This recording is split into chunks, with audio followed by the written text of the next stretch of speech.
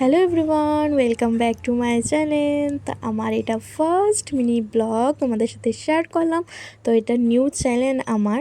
তো তোমরা প্লিজ আমাকে অনেক অনেক সাপোর্ট করবে আর অনেক ভালোবাসবে। তো তোমাদের ফ্রেন্ডের সাথে আমার এই ছোট্ট মিনি ব্লগগুলো শেয়ার করে দেবে আর আমি অনেক অনেক সুন্দর সুন্দর তোমাদের সাথে ভিডিও তুলে ধরবো।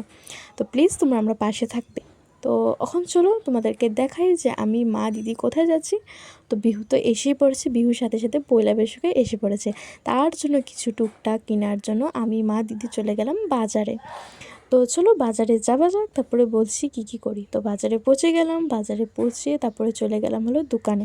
মার জন্য ফার্স্ট কেনাকাটা করলাম। মার শাড়ি নিয়ে এলো, নাইটি নিল আর সাথে সাথে বেড কভারও নিয়ে নিল।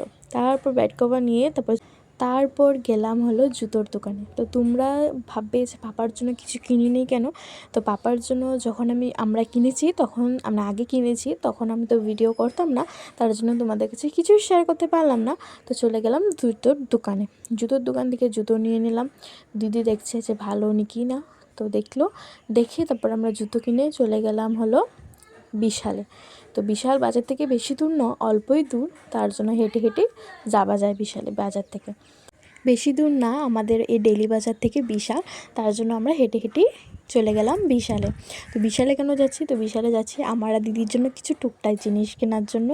তো চলো বিশালে যাওয়া যাক। তো আজকে তোমাদের সাথে শেয়ার করব আমাদের এখানে বিশালটা। তো বিশালে পৌঁছে গেলাম।